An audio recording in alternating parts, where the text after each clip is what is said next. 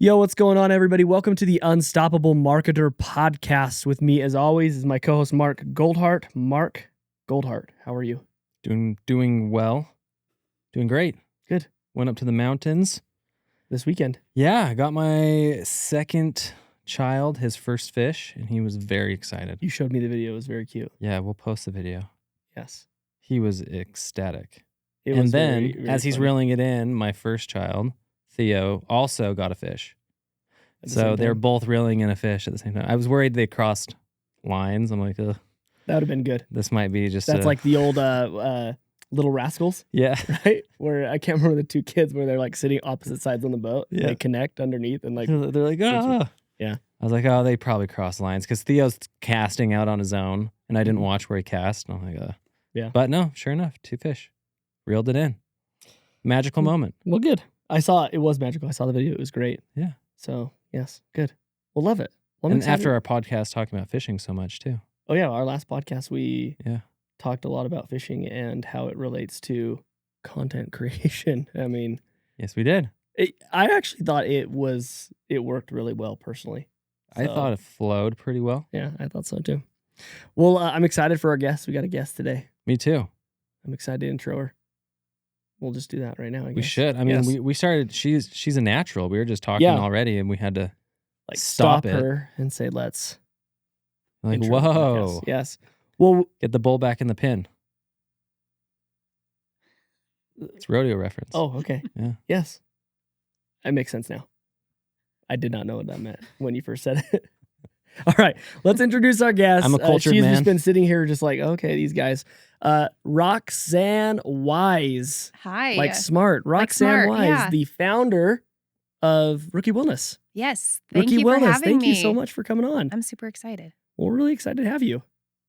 I'm excited to be here. Yeah, I reached out to you a minute ago. Yeah. Maybe like 6 months ago. Yeah, sorry about that. And you ghosted me.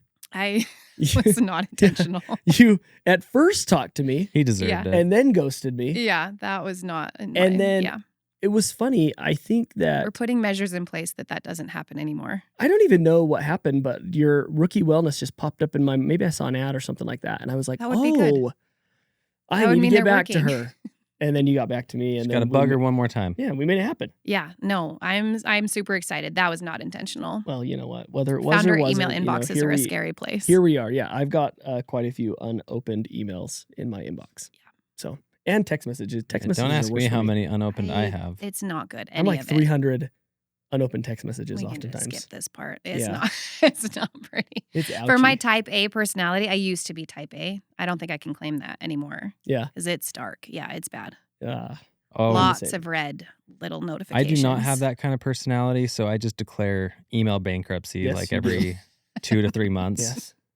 Like the ones I didn't get to, I'm just like, oh, sorry. Yeah, not going back. Try at this again. Point. Yeah. Yeah, we just brought on I shouldn't say we just brought on a new hire, but one of our new hires, he was like, I've been really reaching out to Mark, and he's just not getting back to me. So I've texted him, I've Slacked it, or I've emailed him, I Slacked him. I don't know what to do. I'm like, you just got to call him. Like, just give him a ring. Yeah, old fashioned. He is not ignoring you. Just go the old fashioned way. That's what I do now. So, but I've realized Gen Z doesn't like to answer. It scares them to put them on the spot with a phone call. Yeah. Yeah, it's funny. I way prefer phone calls. Same.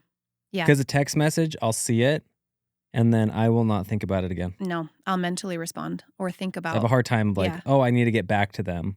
No, I love calling Gen Z. The intention's there. And they text you, is everything okay? And you're like, no, it's just calling. Just trying to catch up. That's funny. When Am I in trouble? When my wife calls me, I do the same thing. Like the first thing I answer, I'm like, what's up? What's up? Is everything okay? She's like, oh no, I'm just like on my way home to see if you need anything. I'm like, oh yeah. Very nice of you. Very nice of you. See, I like to text people, but I like to receive phone calls when people need stuff from me. Because I hate the inbox. Yeah. But I'd personally rather just like shoot a text over and say, hey, this is what I need, or what's up. So many ways to communicate, and we're worse at communicating than ever, right? It's so true. We could not be worse with all the amount of opportunities. For all the options. Too many options, maybe. DM, where did it come through? Slack, DM, did you email it? So many social networks, and yet we're less social than ever. So disconnected, yeah. It is a very interesting perspective. We talk about that kind of stuff all the time on the podcast. Well, listen, welcome. Tell us about Rookie.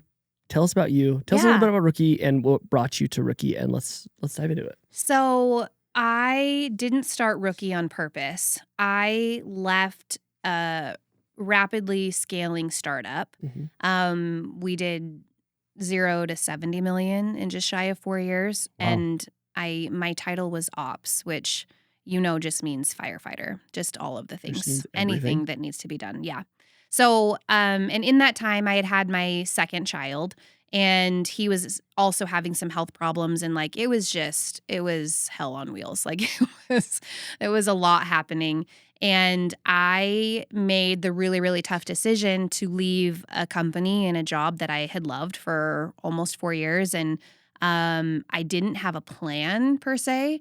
I just knew that I couldn't keep going. It was not sustainable for me any longer. So in the pursuit of my mental health and wellness, I quit and started like going for walks and trying to implement water back into my life and my routine and cut back how much caffeine I was consuming, and just wanted to feel well balanced again. I didn't feel like myself. And I knew that I wasn't giving the best version of myself either to the company that I was working for or to my kids, my husband. And so again, I just quit without a plan, which I don't necessarily recommend, but it's been okay so far. So I quit and I kind of started doing e-commerce consulting for other local brands and brands that were trying to scale and implement organizational structures and software scaling, et cetera. And so I did that for a while, and I was also simultaneously having conversations with an old friend and business partner who I knew from advertising, my days in an advertising agency. So his background is raw material manufacturing, and he's kind of a serial entrepreneur, if you will. So he does advertising on the side, and he does his hand in a bunch of things. And he was like, "What are you going to do next?" And I was like, "I really don't know." He goes, "Well, you should start your own business." I was like, "That sounds great. I don't have any like hard skills. Like my skills are soft and like you just kind of throw me at something and I'll figure it out type thing." And anyway, after a few lunches, which actually is a great thing to have if you want to start your own business. Yeah, it is very true. Yeah, and I'm glad hard that skills are overrated. I'm glad he saw that in me. But I also just struggled with like, I don't know, I don't have like a tangible product. Yeah. You know what I mean? But he planted the seed. And after a few lunches and like, "Hey, what are you doing and how's consulting going?" I kind of came back to him and said, "Hey, what if we did a supplement company?" But I had started using adaptogens. I had started using supplements in place of, like hard caffeine and melatonin and whatever. I was researching more and understanding more about the health and wellness space. Yeah. And I started to see the effects of how I felt and more balanced. And I was also frustrated with how some of that was presented, because it seems like it just felt like there was a really big chasm, right? Like there was CrossFit and like heavy workout forward brands, which I don't identify with. No one's ever like called me an athlete ever. But I also saw these like really sort of hippy dippy supplements as well, which I also didn't identify with. It just didn't feel approachable, and it wasn't branded in a way that I felt like I would shop. I liked them. I thought they were like good products, and there's decent products out there, but I didn't resonate with any of them. Yeah. And then the more I learned about supplements and how they work, and some brands that I had seen or observed for a little while, I was like, man, there's so much dishonest marketing out there, and that's frustrating. Do you have Super a specific frustrating. example of that? Like the straw that broke the camel's back for you with like the supplement industry. Yeah, that's an interesting one. Yeah, I mean, I think that there was a campaign that was presented as like 5 servings of greens. And I was starting to understand more about gut health and the relation to mental health, and also what whole foods can do for your body, right? And I knew for a fact that what they were offering was not even close. Not even close. Like not even in the realm of what that campaign was. And I'm like, that's so frustrating, especially for someone trying to get into the wellness space. And that's a product that you see people use and they're not using anything else. That's their like, hey, I'm just trying to be better. And for the price And point, they're not even getting it. and they're not even getting it. Yeah. Yeah. And so then they fall off the health wagon because it's expensive. They're not feeling or getting the benefits. They're not understanding, and that's the gray area where I'm like, man, people are well-intended. People have hard-earned money and people are taking advantage. And that was enough for me to say, hey, I want to be more transparent about what this is. And I want to target it for people who don't know better, like I was a year or two ago. Yep. Where I just felt like, okay, well, I don't understand everything and I can't afford to go buy ashwagandha and lion's mane and my B vitamins, my B complex vitamins. And now I'm in my 30s and they're recommending that I do this and this. And you know what I mean? Like it just starts to be like, oh, I don't even know where to start. And then you just get frustrated and then you're back in the swig line, right? Like it's too many things, especially for someone who doesn't have time or know how to prioritize that first.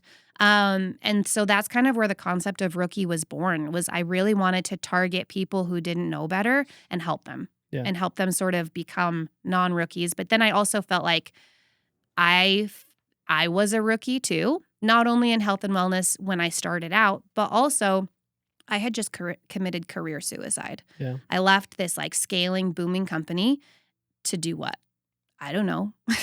Right. And like I also felt like very vulnerable too. Like I should be in an established career at this point, and I just walked away. Yeah. What am I doing?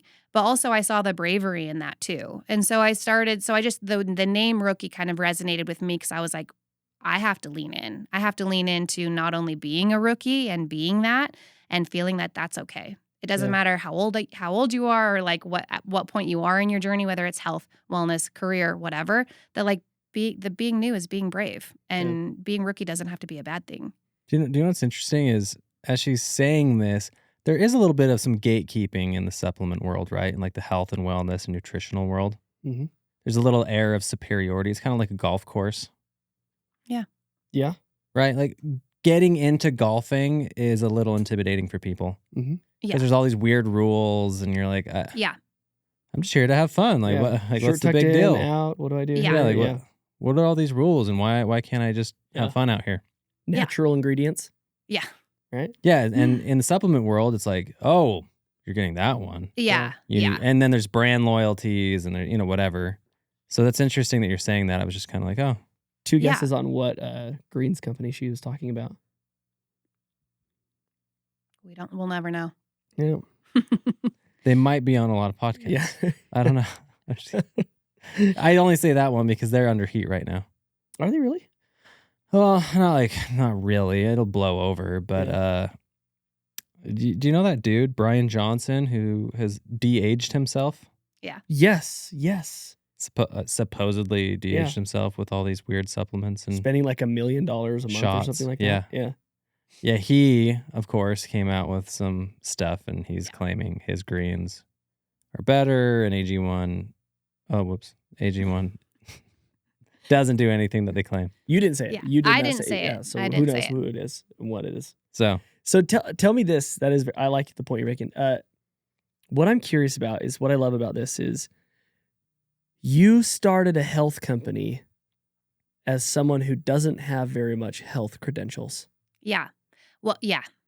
I mean, everyone starts somewhere. Yeah. Right. So, but I didn't go at it alone. Yeah. Okay. Yeah. So a business partner, I have 2 business partners mainly, and they both come from the raw material manufacturing space. But I partnered with someone with he has his PhD in biosciences. Awesome. So I'm not going at this alone. Totally. Yeah. And when I say that, I didn't mean necessarily to call you out because obviously your stuff is clinically backed up by what you're saying, right? You have the right people on your team to make sure that this is done right. So it's not like you just like chopped up some vegetables, powderized it and said, I think this is going to work. Threw some claims on there. Yeah. But what I love about this is you found a problem. You found a gap in the market, which was a problem you were experiencing, which is I want to get back to health basics that is really easy and not intimidating, kind of like what Mark is saying, like a golf course, and that's how I was. So how do I create this company to... Well, like what Mark was saying, right, was true because you have this hurdle. You can't just go golf. You could, but you're not going to be as well equipped as if you spend an initial investment. Yeah. Right? And that's kind of the health game too. Well, there's a psychological hurdle. Sure. Like there's nothing impeding one person who's never golfed to go to a golf course right now. Yeah. And say, I'd like to go golfing. Can I rent some clubs? And you can do it. Mm-hmm.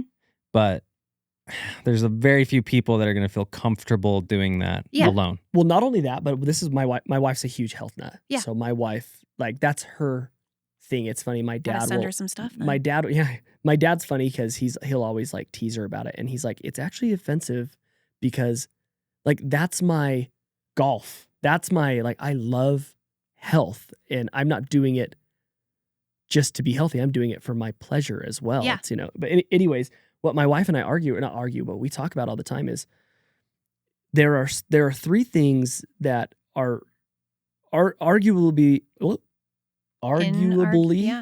the hardest things to argue, which are religion, because everyone has a specific opinion about what religion and God means to them.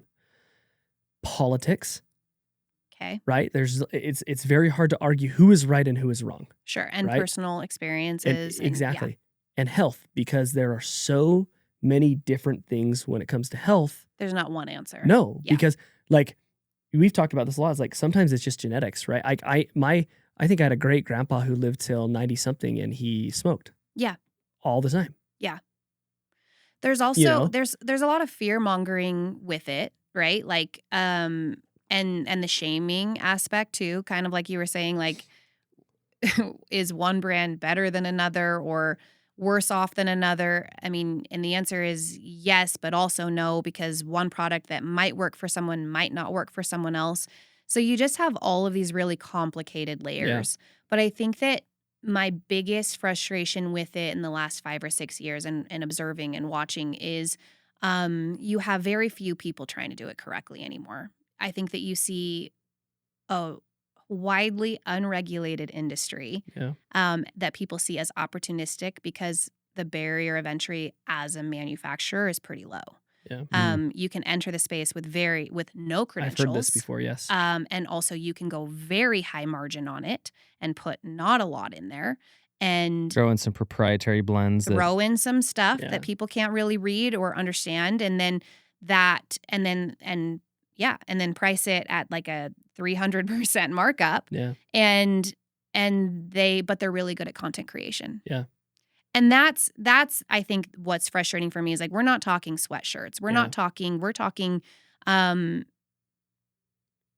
supplements, right? Like we're talking health and wellness. Yes. Yeah. And people are spending a ton of money on it because it's every single month. It's every single day if you're doing it correctly, right? So like I think that became the biggest thing for me that I wanted to take on and tackle because nothing frustrates me more still as a business owner to see these like influencer backed brands essentially kind of blow up overnight but you know how to read the label and you know that most of their consumers don't. Yeah. Right. That becomes the reason that I keep going. So literally. I think that's interesting too because there is a big trend. Well, there's a growing trend of people recognizing the importance of like meals. Yeah. And sharing meals as a family, for example, like having a family shared meal and how important that is. And the reason why I'm going to tie this back to what you're talking about. There's a sacredness to meals and food and maybe industrialization is has removed that connectedness to your food, right? So it's just looked as like, oh, you just got to eat, get your calories, you're good to go. So you don't have those experiences anymore. And then the supplement industry just took that and was like, oh, well, it doesn't matter. Like this is what it's going to do. It's going to get you your protein or whatever they're claiming. Yeah. And they're not taking maybe like a higher guard to make sure that what they're giving to people to consume meets a certain kind of standard. Yeah. Because it's physiologically changing who those people are. Yeah. People have so many questions about like how it's not regulated or whatever, and we don't want to get into that because it's so boring. But I think that what it comes down to is until a company is reported, they can say whatever they want. And so it really comes down to doing the right thing because it's the right thing to do. Well, because it says right there on the label, this Yeah. product has not been, Yeah. what is it? Has not been cleared by the cleared by the FDA. FDA. Yeah. So any claims or whatever aren't, and they just can throw that on there. But, having learned firsthand, both as a consumer and now as a brand owner, like doing the right thing just because it's the right thing to do is not something that brands do in this space. Yeah. And it's, I've never really like viewed Rookie as like the white knight or like, whatever. But I guess in a way we kind of are, right? Sure. Like I feel so strongly about not taking stuff out of our product just to improve our profit margin. Yeah. And try to educate people about why it's different and without brand shaming someone else. Yeah. You know what I mean? Like, cause I don't want to do that either. But it's hard because you want to educate people. Yeah. But you also are trying to grow your own brand at the same time. And I don't know, it just becomes. And educators aren't the best sellers. So so if all you're doing is trying to educate people, sometimes it's hard to sell. Yeah. Right? And so how have you balanced that? Or what have you learned lately about how do you educate people and also convince them to make the right decision? I think that first you just have to understand that some people don't want to know better, which was very hard for me, right? Because in my mind, especially initially, like once you know, and then you'll do better. But like people don't like to be, even if it's not you calling them out, they don't like to be called out, right? They don't want to feel like they were taken advantage of, and they don't want to feel like or whatever. Dumb or whatever the reason was that then instead of the educator, you're the problem. You know what I mean? Because I've identified a problem for them, and I don't know. So like I think that was the biggest. Like I just thought that like once the light was on, people would be like, oh, whoa. But that's like only boomers buying margarine. Yeah, right. Yeah, or Crisco. It's like, what? Yeah. You're how still did you buying margarine. Yeah, because it's they like, oh yeah, no, it's good. Yeah, like, this is what they do. Not. Yeah. Just buy butter. Well, and especially like in the supplement space, you would think that people would want to do better, right? Right. But also they just are like, well, this company is this big and you're this big and I like the way it tastes and it's worked for me and I'm just going to keep going. Yeah. You're like, okay, that's fine. Yeah. So I think lesson one, some people don't want to know better. And I think that's a really valuable lesson for every business and marketer because you're not going to convince everybody. No. Like it doesn't matter how well-formed your argument is is. And figure you have, No. Like there's going to be a good segment of people that are just going to not want to know. Yeah. And that's okay. Yeah. Okay. Yeah. And that didn't really occur to me, but I was having a conversation about Rookie with my husband and he was the one that kind of pointed out, I was like, people don't want to be called out. And that's kind of what it is, right? Like if they feel like you're calling them out in any way that they've been in the wrong, there's only a handful of people that are going to be self-aware enough to be like, oh man, I'm going to make a change. Other people are just like, why are you bothering me with this? I'm fine. Leave me alone, you know? So, but that was a surprise for me. Yeah. For sure. Like it's like a nagging parent. Yeah.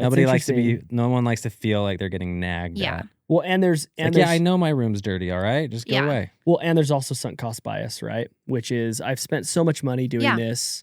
And so much time doing this. And not only have I spent so much time and money, something I've recognized about people when they go on a health journey, they also are very vocal about it too, right? Yeah. I'm taking greens now. Yes. You got to do this. And so like when you call somebody out and try to change, like it's a lot more than just them saying, oh, cool, I'll switch supplements. Like it's changing a lot. It's a little bit more tied to their ethos and identity. My lifetime value at Athletic Greens is $1,000 and I can't stop that now or else all that is for naught. Yeah. You know? So that's a whole nother argument to make to say why you shouldn't do that is because there's that sunk cost bias. So and people will just dig their heels in. Yeah, 100%. Like once you offend them in a way. Yeah. Most people aren't going to say, "Oh yeah, you're right. That was dumb of me." It's like, "No, I'm not dumb."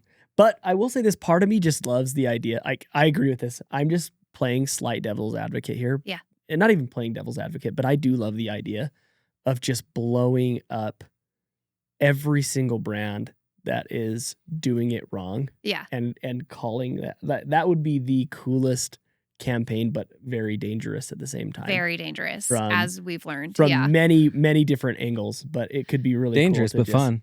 Very fun. Yeah. See, but I think Like- that's what I've wanted to just call people out, right? Yeah. And like it would be so easy to just do comparison charts all day long. Yeah. But I just don't know. One, it can be scary.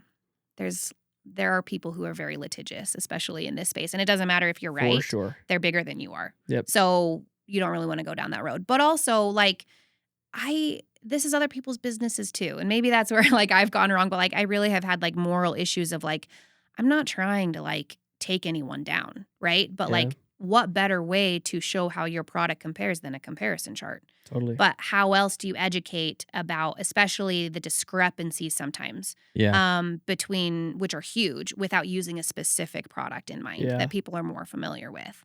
And so Totally. that has been a challenge also. Because, yeah, I think that in most instances, Rookie is still very much like in its infancy. We're still growing it. Yeah. And then you try to like, not attack, but like measure yourself against this big brand.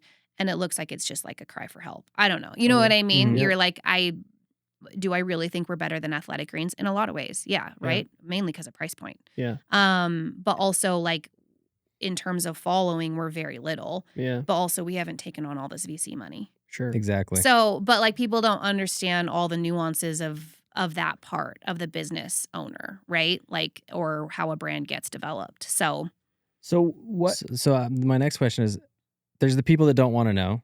Yeah. So now you have these comparisons. You're trying to figure out how to educate. What have you learned about the people who are more curious? yeah. What have you learned of how to bring them into the fold through education? I think the first big lesson was like going after the rookie demographic was a cute story and maybe not as easy as I was anticipating. Why? Because you're not going to convince a non-supplement user to be a supplement user the first ad they see. Yeah. Okay? So like we're going actually after first our primary audience had to become the health enthusiast, which were called rookie. So like you know what I mean? So like Sure. because we're trying to win, and anyone who knows how to read a label, the health enthusiasts, Mhm. can identify and understand what a good That your product product's you. good, Yeah. yeah.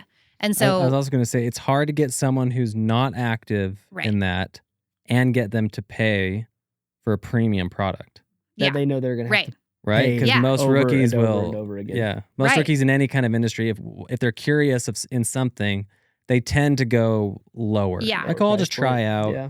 whatever Well, and it they might wanna be, and I'll go in know, a lower price point. You know, again, like why are you asking $65 and I'm paying $45? Yeah. Oh, And same thing. Greens. Yeah, same thing. Because I have my greens and whatever, and I'm like, no, we're 7.5 times the amount of greens. Yeah. Not like a small amount, like 7.5 times, plus the digestive enzymes included, plus the probiotics included, plus the clinically studied. But they're like, it's greens. Yeah. So Yeah. I think, that one of the biggest like pivots that we had to kind of make was like, oh, my primary audience actually can't even be a rookie. Not yet. Yeah. Right? Like, because they're going to take longer to Yep. convert. So the quick conversion, right, are people who already understand your product. Yeah. So I think that was an interesting pivot or learning point for me too. And what have you done to get those people, those health enthusiasts? Um, Because like you said, it's hard Yeah. because you're also named Rookie. yeah, Right? yeah. So, Well, and I think so at first we were trying to do product placement or, collaborations and stuff with people who were not health enthusiasts. Yep. Well, yeah, duh. Their audiences are also not really health enthusiasts. Yeah. And so the higher price point, the unknown brand, they're not going to be early adopters. So then I was like, okay, well, we're seeing the easier conversion with health experts. Yeah. So people who want to try our product and have an audience that trusts what they're saying because they're the health expert. Yeah. So then we had to kind of make that pivot to people who are already health minded. Awesome. Yeah. Now, did the name matter at all in this journey?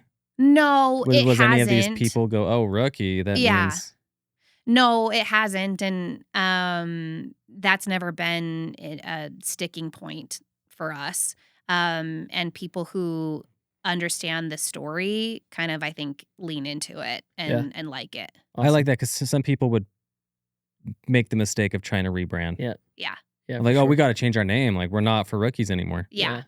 I think it was just understanding that we had to better tell the story. Right. That like, because like what you were saying, like, oh, you're a rookie too. Like, Yeah. why are you going to buy from me? What makes Yeah. me the expert? Yeah. So then we just had to kind of lean into what rookie meant and the positioning of the brand, and then also come forward with like, no, we're third party tested. No, we pay for all of our Yeah. own independent testing. We pay for clinically studied ingredients. Like, we're doing all the right things. But the story is kind of like starting over. Yeah. Yeah. May I? You may. Thank you. So we talked a little bit about this before we were kind of hot here on the mic, but so we've talked a lot about positioning. I know Yeah. you've tell me more, like you.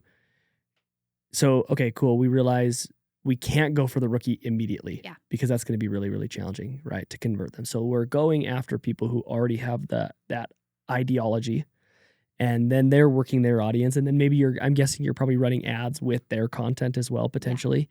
So what are you guys doing now to position yourself in a pretty saturated market, right? Which is the Very supplement saturated market, right? Yes. So Yeah. what are you guys doing to position yourselves? I think that's the thing that is still in the works, Yeah. right? Like, what is rookie and what are we trying to be and who are we trying to be to who, Yeah. right? Like, Yeah.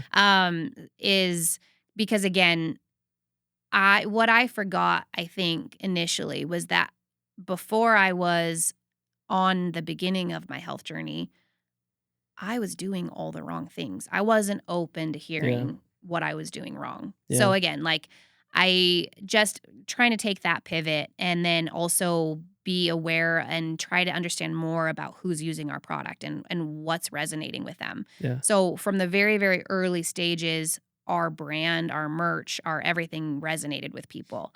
And so that's the part that I was like trying to better understand is like, well, what is different about us than Yeah. what someone else is doing? And what people like is sort of that not too serious approach to health and wellness, and some of just the approachability of it. Yeah. Because it is difficult to, try to position yourself as a health and wellness brand, and not really focus on physical befores and afters. Yeah. Right? Like, we're not a brand that's going to show someone's like, look at them 30 days ago and look at them now on this diet plan, or you know what I mean? But like, how do you showcase someone's... It's just water weight that they lost. Yeah, right. Yeah. But how do you do that, but for a brand that's more focused on changes from the inside out? Yeah. And so we started talking about fitness doesn't have a size, or it's called balance, and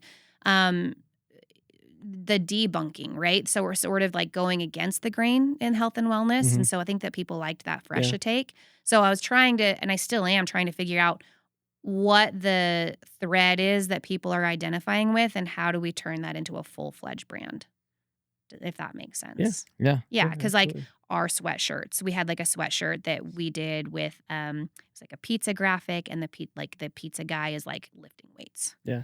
And it just was like, it's called balance. Yeah. And but like, that's not normally what you would see from a wellness brand. No. Yeah, for Right. sure. But like, No. I wanted to identify and have that conversation with people, be like, yeah, like fitness doesn't have a size and healthy doesn't have a size. And like, you can be a health and wellness person without looking like a certain way. Right. Like the transformation that we're after is the mental one. Yeah. For You don't have to have a six pack, You don't. No. right? No. Yeah. And I think that does resonate with it because there are a lot of very healthy people that don't look like a fitness influencer, Yeah. Like me.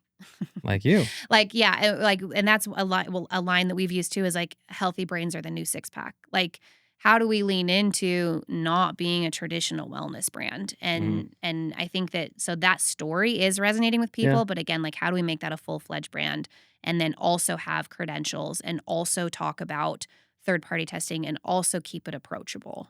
Yeah. Yeah. There's something that. Serious product with an unserious brand. Yeah. Yeah. Yeah. Well, I shouldn't say unserious, but a No, but approachable brand. approachable. Yeah. Different. Yeah. Yeah. Yeah. Just very different. That just because we are trying to talk about it in ways that are dumbed down or approachable, or like what even are adaptogens or what even is ashwagandha, like, doesn't mean that we don't know what we're talking about. Yeah. Yeah. We talk a lot about, we might have talked about this on the last podcast or maybe two podcasts ago, which is and I know you bring this up a lot, which is people make buying decisions based off of emotions, Mm-hmm. and then they back it up and justify based on logic. Mm-hmm. Right. And I think what you're saying is this relatability piece is the emotional piece. And then the justification is these credentials behind it. Yeah. Well, because we also know in the supplement industry that brand loyalty is very hard to come by. Yeah. Yeah. People are jumping like crazy. Mm-hmm. Because there's not a lot of emotional connection to a brand. It's often just like, oh, it's what I got at GNC. Or, people get a little slutty with yeah. supplement brands. So sometimes it's a race at the bottom with price, mm-hmm. right? But the approachability, making it, like you're saying, creating an emotional connection. Yeah. And then you can always justify it with the seriousness of the product. Yeah. Yeah. For sure. With logic. Yeah. That's been the struggle, right? Is just like finding that balance and telling that story so that it's not overtly one over the other, that it has to be equally both. Yeah. And that's hard to do, especially when you're a team of one, which I was for a really long time, and we're still a very lean team. But like, how do I be this and also bring the seriousness of the product? Yeah. Yeah.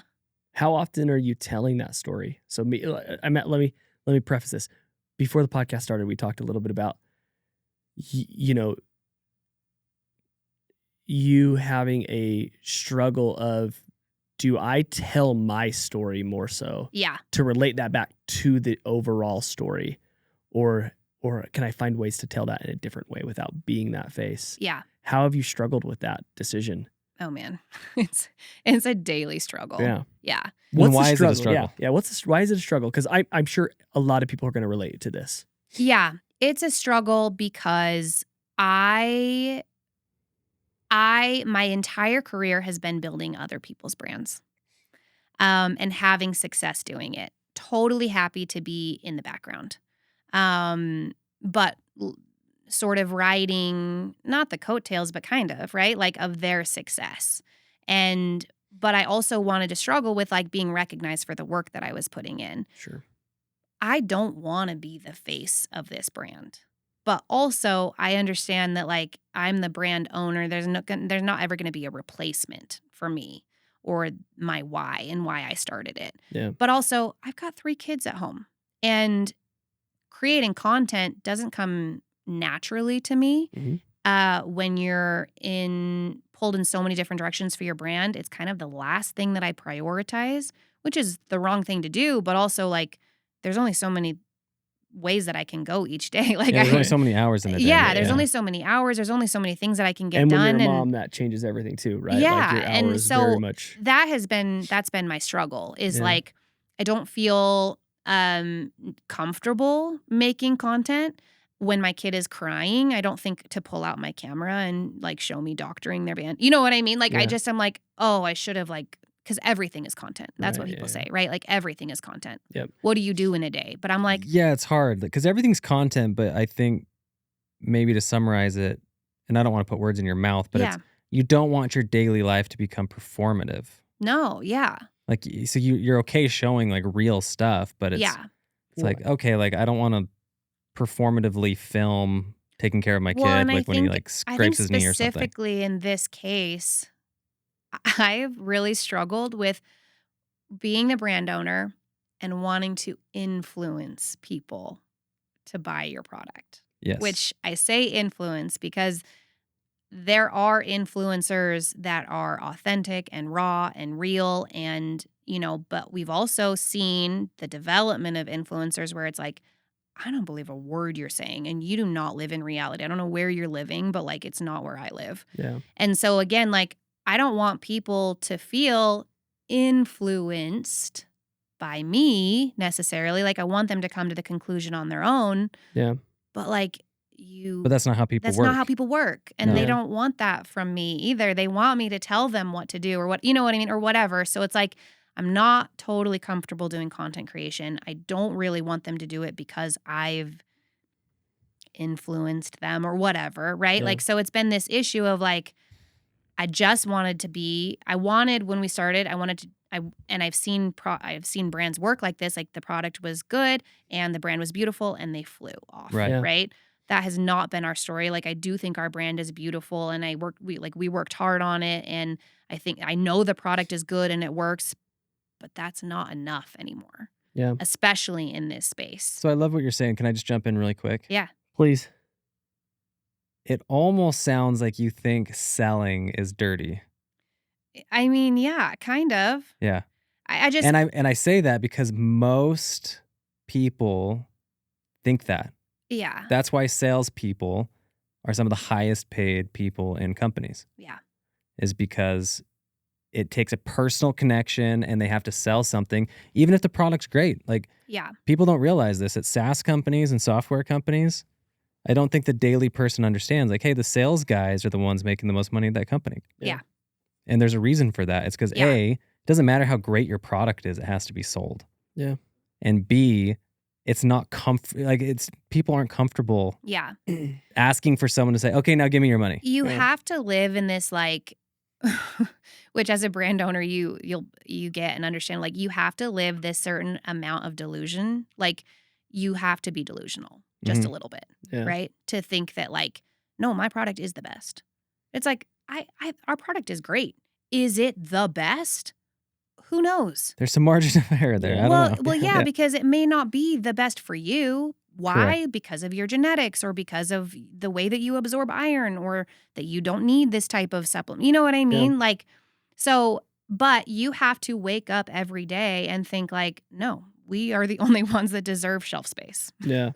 And I just don't, I have never been that person. Like, I prefer to be, like, more authentic, or not, you know what I mean? Not to say that other people aren't, but, like, I just want I want the conversation to feel personal. Yeah. And so taking this, like, mass approach of, like, no, like, we are the best and we deserve to be, you know what I mean, it has been hard for me, because like, I do think that our product is much, much better than a lot of other things out there. But also, I don't want to, like, step on any toes, or, like, take up space. You know what I mean? Like, you do you. And I think you're going through what a lot of people go through when they set out and start a business. They're not setting out to start a business to sell. Yeah. They're setting out to start a product or solve a problem. Yeah. But then it requires selling. Yeah. So it's not this natural jump for most people to be like, yeah. okay, so now how do I tell everyone this is the best thing, go buy it? Yeah. It's like, I don't want to, how do I say that? Yeah. Yeah. Yeah.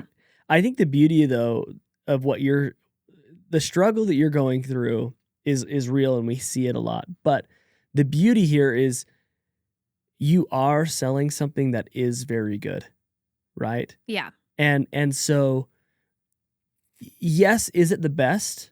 Or is it the best? Like you said, no one will ever actually know that. Yeah. Because every human being is biologically different. Right. But are we fundamentally better than a lot of and are you fundamentally telling the truth in your stories? Right. Right? And if the answer is yes, then you actually, from a content creation perspective, and I'm guessing, are you Gen Z or are you millennial? You've said Gen Z a lot, so I'm guessing you're more millennial. I don't know. I don't know. I won't ask think what I'm your a age cusper. is. I don't But you care. I'm look 37. Okay, so you're So millennial, right? You're a younger So millennial. I'm 36. Younger millennial. Yeah, you're millennial. And the problem with us millennials is we didn't grow up with social media. Right. Right? And so we didn't grow up putting a camera in front of your face. If you ever took a picture. Some would argue like that's this, not a problem. That was a good thing. But Yeah. Like, No, I would have felt, if I took a selfie at age 18, I would have felt like somebody would have punched me.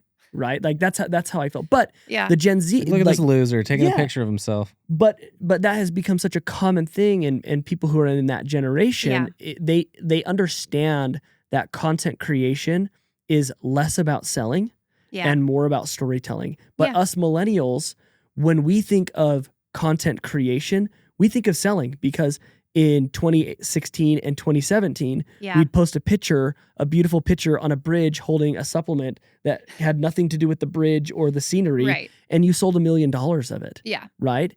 And so content creation for different. millennials was selling. Yeah. But Gen Z, and this is the beauty of Gen Z, is they don't look at content creation as selling. They look at content creation as storytelling. And then what happens is people get a liking to you. Right. Right. And they learn different things about you, but then you're also educating throughout the process. And then as somebody says, oh, I need to fix my health journey, I like Roxanne a lot. Yeah. You know, and so what's happened is you've sold them on you, and then they go to buy your product. And that's oftentimes what happens. But that's all a great salesman does. Yeah. That's what I want to It's just illustrate. a little bit of a different it's a different avenue than what we've been used to. So like the greatest salesmen that go into big boardrooms and make the biggest deals are the ones that establish personal relations quickly. Yeah. And they're relatable and people want to buy from them. Yeah. It's not that they don't, that's not like, a good salesman isn't someone who's selling a product that's so great that they want the product that bad. It's usually they're like, oh, I like this guy. Well, I always say like, I'm so much better and more comfortable in person than I am behind the camera. Yeah. Like, I prefer this format. You're a natural. Than I prefer getting on and like doing any type of content. Yeah. Because I prefer a personal connection. And I mean, I think there's like 6 years or more of my marriage that's not even documented. Why? Yeah. Because like I just don't take pictures of us. Yeah. I take pictures of my kids or I take pictures of the bridge, like you Yeah, said. we're the same way. whatever. Yeah, we're the same way. But I'm like, I don't. They say that's a very healthy marriage. It doesn't. Yeah, my Don't husband. have a single picture of your spouse. You're doing there's really well. some study that says people would that, have no idea if we're still married or not because we're just like it's like just the kids. But yeah, like I don't enjoy that part of it. Yeah. But I think that like for me personally, it's just being comfortable with the fact that like I don't have to do aesthetic content, but that's what I was like when social media was That's big, what when we were I was trained to do. observing Yeah. it was, right? So it's for me, it's like, oh, I'll delete it because like I wasn't dressed or like I'll get dressed this afternoon, Yeah, but then yeah. I'm like telling, my team, I'm like, my kids are at home now. I can film this from my car if you want. Like there's but maybe I should just do it at home when it's like in the chaos. I don't have the answers for that, but like I prefer this format. I prefer the in-person so much more. Yeah. But people want the content. Yeah. They want the content, they want the story, they want behind the scenes. And I struggle with like how much of my kids should I show? And I overthink everything. Yeah, for sure. But yeah. As a parent, you should. Yeah, but I'm like, you want to see what I ate for breakfast? It was leftover scrambled eggs and half of his pancake. And like, but then also I'm supposed to be this like health and wellness person. Yeah. You know what I mean? So like, but yeah, I don't always get in my protein shake. Yeah. I'm sometimes just cleaning up what they left. Yeah. And then I'm out the door. So it's both. And maybe that's what people want to see too, right? Yeah, maybe. Well, I love my realistic day in the life. I was going to say what I love that you're doing here though is you have your trusty colleague here, right? Yeah. And maybe there's a way to make this like, because if you're having someone that's helping you get that content, then you can do things like this. No, we've joked. I'm like, can right? you And just you can come still over at get 6 that and just information film and that me data, while I'm doing? Yeah. Yeah. Because setting up the tripod isn't like my first thought. I'm like, oh, I guess I should have filmed that. Yeah. I don't know. Yeah, I get the same way. Like, I'm the same way. But here's the beauty. The reason why we're like, we're continuing to stumble down this path is we're like, it's almost like a therapy / consulting session we're all giving each other here. Yeah. But the reason why I'm wanting to stick with it and why I love the conversation is because I think what's happening right now is all of us have entered a saturated market. Yeah. Like everyone thinks their market is the most saturated. Yeah. It's just facts what it is. And the reason why that is because it's become easier than it ever has to start companies. Yeah. Like you said, like anyone can start a supplement company. Yeah. You do not need the credentials. No. You call your buddy Mm-hmm. and he knows exactly what to do. I know 3 people in my phone book right now who could help me start a supplement company just like that. And again, like unless they're saying they're third party tested, there's no requirements. None. Exactly.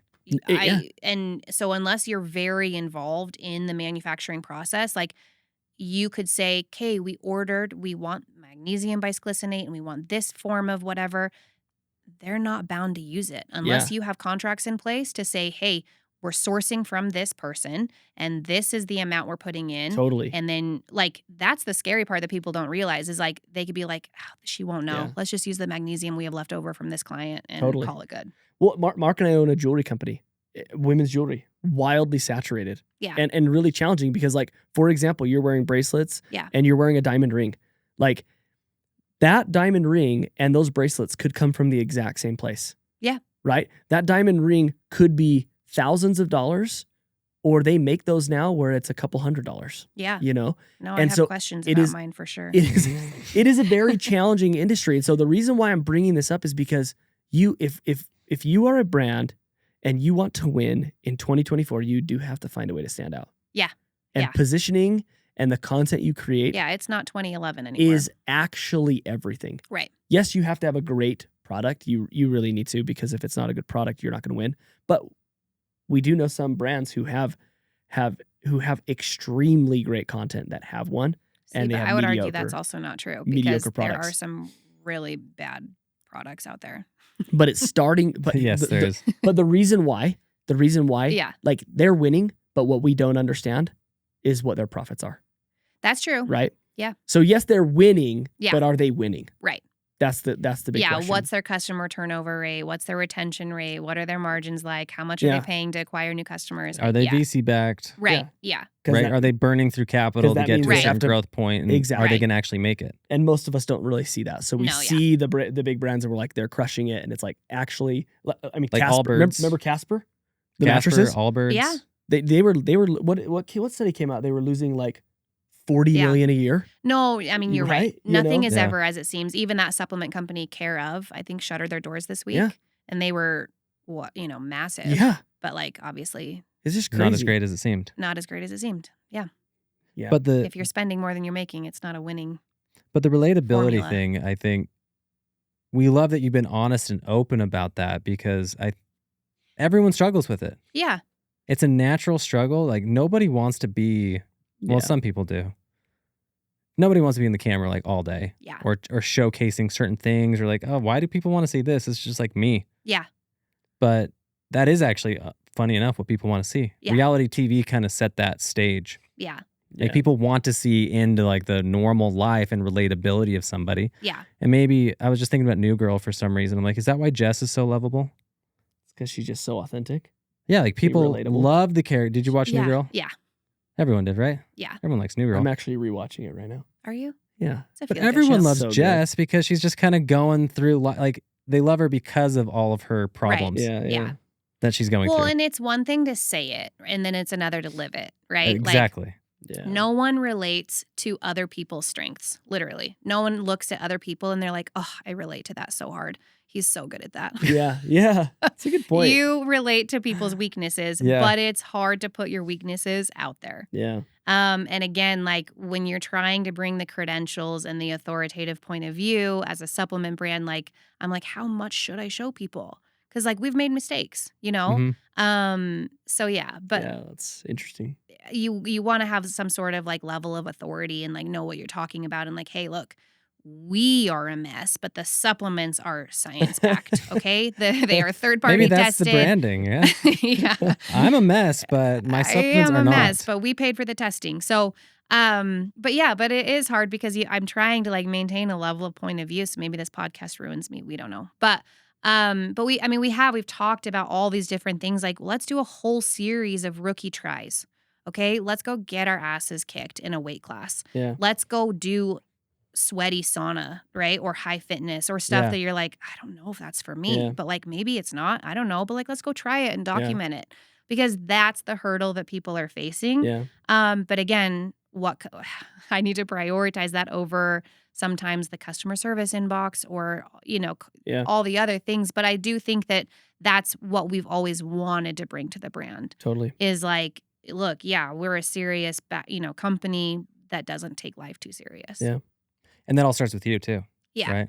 Like we're a serious company, but we're approachable and relatable because of you. Yeah. Yeah. Because like we've loved talking with you. Like it's obvious that you can relate to people very easily. Like you said, Well, one-on-one, thanks. in person, it's easy Yeah. to relate to people. Yeah. But it's just that when you get that black box, like Yeah. I don't like doing it. No, yeah. And I- the I would biggest, much rather do things like this. and the biggest Yeah. piece is like I am a huge moment guy. Yeah. Right. Like it's not In the moment, yeah. Like that's what I've loved. Like she's been taking video of us. I'm like, yes, will you text me that? Yeah, Because I would yeah. have forgot to ask somebody to do it. Right. You know what I mean? Yeah. Or I would have forgot to set my own tripod up to get a little B-roll of this so Yeah. I can post about it later, et cetera, et Yeah. cetera. I mean, it's like, it is it's just this crazy because like I told my business partner, I think just like a couple days ago, I was like, I feel gaslit by my own brand, Yeah. which is kind of a hard, like people tell you how beautiful it is and they tell you how relatable you are in person. And I'm like, but what is the disconnect then? Right? Because like they tell you how amazing the product is, how well it works, how good it tastes. But then you're like, it's falling apart somewhere. Yeah. Not falling apart, Sure. but like we're But still why am I not trying. Why are we not like scaling just to the moon? Yeah, Yeah. exactly. And so like, but it's also the same with like content creation. Like I think I'm more enjoyable in person. I don't know, but like you get on and do stories, and you're like, is that what I look like? Is that what I sound like? Yeah. But Is what that like? you told us, what has the highest engagement for you? Yeah, it's the stuff that has me in it. And Yeah.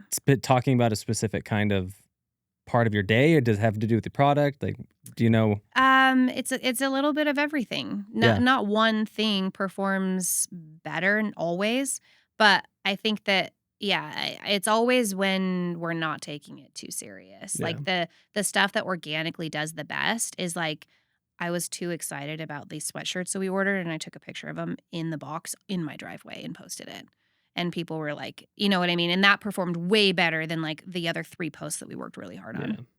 Yeah. Like So. storyboarding. Yeah. But again, like it's balancing how much behind the scenes and raw content with like the story you're trying to tell. Yeah. Which is like, no, like we have magnesium and we have all of this good stuff and we have, how do you do that and teach people about it and keep the level of authority and also be like, we're a shit show. Yeah. See, I just wonder though, and by the way, just so if anyone's listening to this, Rookie's doing a great job. It's just fun to diagnose and talk about things because, again, we know companies are doing 10 to 50 million that are still struggling with these kinds of things. It doesn't really matter where they're at. 100 million companies. $100 million companies are still having these questions. And also still having a hard time committing to a good content creation strategy. Or a face of the brand. Yeah. In fact, I would say 99% of them do. I think you're going to be in trouble if you ever stop talking about it. Yeah. Because then you've just lost touch with your brand. Yeah. Why are people buying in the first place, right? Like if you think you have it all figured out, that's like when you're going to start losing people. I think that you have to constantly be after like what are your clients trying to tell you? What are your customers saying? So I hope that we don't ever lose that part of us is like what could we be doing better? Not in like a overly hungry, like we're never going to be satisfied type way. Just like give me feedback. Like, you know what I mean? Like if you're in a friendship, right? Like it's an active thing that you need to be a part of. Yeah. And that's going to be a living, breathing thing that you're interacting with, not like, yeah, this is the brand. I don't know. Yeah. Throw it up, see what people say. Well, that's what I love about this story, especially because you started off thinking, oh, like these rookies, they need help. Yeah. And then it ended up being the experts. These rookies do not want help. These rookies don't want help. But these experts are buying need the help. it. Yeah. They don't want the help. Yeah. They need the help. They just don't want the it help. yet. They'll want it eventually. You're a mom though. I'm a mom. You deal with this stuff all the time. Like your kids need something, but they don't want it from you. No, being gaslit on a daily basis. Yeah, that's about life. your kids. Is life. That's just life, right? Yeah, my 4-year-old now, he's hard to argue with. But the fact that you were willing to pivot, and say, hey, these are our early adopters, but I still want to bring other people into the fold, and that you're evolving this story shows success. So we literally left my house, Rai and I, and as we walked out, I said, I will kill this brand and do it all over again if that's what it needs. Like we will phoenix from the ashes this thing. Like because I want to know what works and I want to know what people want from us. But that's so hard because like you have to stay somewhat consistent, right? Because people aren't just going to adopt to your brand overnight.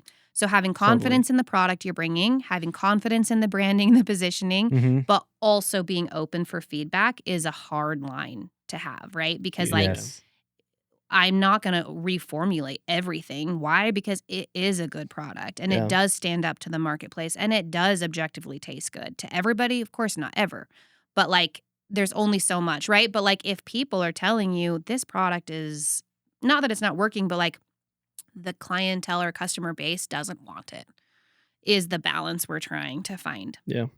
So like the positioning of the brand, but also like, I would kill my entire lineup of product if people would tell me better what they wanted. Yeah. There's nothing that I'm married to if we're doing it wrong. Right. Yeah. Right. But sure. also I do know that we have a good product. So it's like, you have to be somewhat rigid in the offering and somewhat rigid in like the story but also open for people's feedback. And so again, I think it's been 2 years of that. Like, okay, I don't know, maybe this isn't working. Yeah. Maybe the product isn't needed. And I think we have a better understanding of what that is now. But it's taken 2 years to get there. Of like, okay, well, just it is a good product, and also people aren't asking for it. So it's a good lesson that like things just don't happen overnight too. No, right? yeah. Like, yes. There's no such thing as an overnight success, right? Usually overnight successes are 12 years in the making that seem like an overnight success. Yeah. To the outsider looking in. But there's also brands that have entered the space, right? Like that since Rookie launched. But if you look at the audience they brought with them or who started it, right? Like there's a Kourtney Kardashian brand. Yeah. And they launched well after Rookie. And of course, she's skyrocketed. Sure. But like anybody who knows labels knows that it's not like the best of the best product. Yeah. So again, like yes, Kourtney herself is not an overnight sensation. Sure. Right. Sure, So like, but again, like her product line kind of was. And all of a sudden she entered all these spaces that we were going to try to be in. Yeah. But So I do think we are seeing a shift though with brands that the influencer brand is still going to be a thing. And I think it will always be a thing, but Agreed. people want relatability. yeah. And people want to relate to someone that they can trust, that also they understand, like, hey, for example, we saw this fitness brand and their best performing ad wasn't the face of the brand. Yeah. It was just this regular old person who saw results. Right. That was the best selling ad by a country mile. Like all the stuff with the perfect bodies didn't work. It was the regular person. Because that's been seen and done. Yeah. Everyone's seen it, yeah. Yeah. And because of celebrity culture and social media, you see that all day. It's like, okay, cool, Kim Kardashian, whatever. Like, okay, like I don't have 10 hours to do makeup and work out. Yeah. So who can I relate to? Yeah. I'm talking like it's me. Yeah. Can't relate with her, man. You could. I still haven't mastered contouring, so. You could totally relate with her. Okay, well, listen, we've been chatting for a while, so one last question for you. What's the biggest mistake you're seeing other brands make right now? Oh. You had to identify one thing. Biggest mistake. One thing.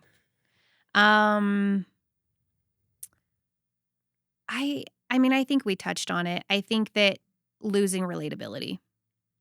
So I think that, again, like you have a lot of brands who got success that don't know how they got there. It just happened, which sounds lovely. But then they lost their why. Yeah. I think that there's just not enough money or funding in the world to take on that problem. Yeah. And I think that that's, depending on the vertical, depending on what space you've chosen to enter, it is a problem that affects every business. So yeah, I think that losing relatability, I think losing their why is something that people do all the time. Yeah. Yeah. We see that all the time. We agree. Yeah. Unfortunately. That's an incredible take. Yes, it is. Well, thank you so much. Thank you. This has been awesome. Where can people find Rookie? RookieWellness.com is the best place to find us. We're doing a nationwide launch in Sprouts Marketplace. Oh, congrats. Oh, congrats. Next awesome. month. So yeah, Sprouts. hopefully they're soon. Sprouts has big plans. Yeah. I Yeah. like Sprouts a lot. They got Yeah. good. They got good products there. I don't have a Sprout by my house, but We don't either, but if I did, they have those midday squares. Have you ever had midday squares before? Yeah. Those are my favorites. I mean, if you don't follow them on social, you're missing out. Speaking of good content. Speaking of good content. Yeah. Yeah. I don't think that's one that'll work for me. But it's a really, really interesting, Good incredible strategy for story. them, yeah. Absolutely. Yeah. Who do you want to be when you grow up? Midday Squares content. Exactly. Well, thank you so much. We appreciate you coming on. Yeah. Thanks for having me. Go check out rookiewellness.com. Thank you. Yeah. Well, Okay. thank you so much. And thank you everybody for listening. And we will see you guys next week. Thank you so much for listening to the Unstoppable Marketer podcast. Please go rate and subscribe the podcast, whether it's good or bad. We want to hear from you because we always want to make this podcast better. If you want to get in touch with me or give me any direct feedback, please go follow me and get in touch with me. I am at the Trevor Crump on both Instagram and TikTok. Thank you, and we will see you next week.